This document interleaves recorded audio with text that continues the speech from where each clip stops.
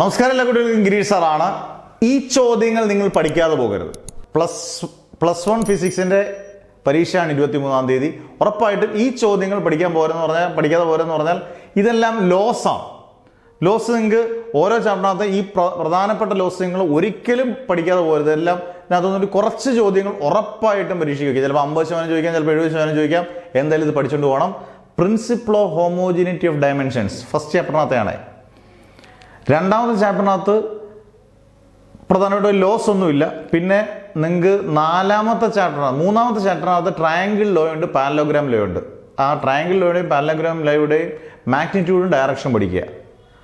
പിന്നെ നാലാമത്തെ chapter loss of motion ആണ്. അതിന് ലോ എന്ന് അറിയാമല്ലോ, ന്യൂട്ടൻ്റെ first law, second law, third law. Law of conservation of linear മൊമെൻറ്റവും പഠിക്കണം, law of conservation of angular മൊമെൻറ്റവും പഠിക്കണം. പിന്നെ വർക്ക് എനർജി പവറിനകത്ത് നിങ്ങൾ ഉറപ്പായിട്ടും പഠിക്കേണ്ടത് വർക്ക് എനർജി തിയറം പഠിക്കുക. ഇത് ലോസുമായിട്ട് ബന്ധപ്പെട്ടതാണ്. പിന്നെ ഗ്രാവിറ്റേഷനകത്ത് Newton's universal law of gravitation, Kepler laws പഠിക്കുക.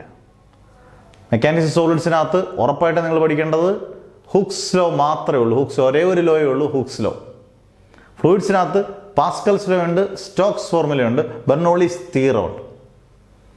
പിന്നെ അടുത്ത ഹീറ്റും തെർമോഡൈനാമിക്സിനകത്തൊന്നും അത്ര വലിയ കാര്യമായിട്ടുള്ള കാര്യങ്ങളൊന്നും ഇല്ല. Law of equipartition of energy, അങ്ങനെയുള്ള കാര്യങ്ങളൊക്കെ ഉള്ളൂ. പിന്നെ ലോ വേണമെങ്കിൽ ഇങ്ങനെ പറയാം: first law of thermodynamics, second law of thermodynamics, 0th law of thermodynamics, Newton's law of cooling.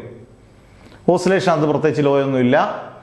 വേവ്സിനകത്ത് laws of transverse vibration in a stretched spring.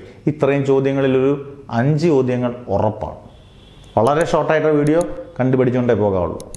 Never ever give up.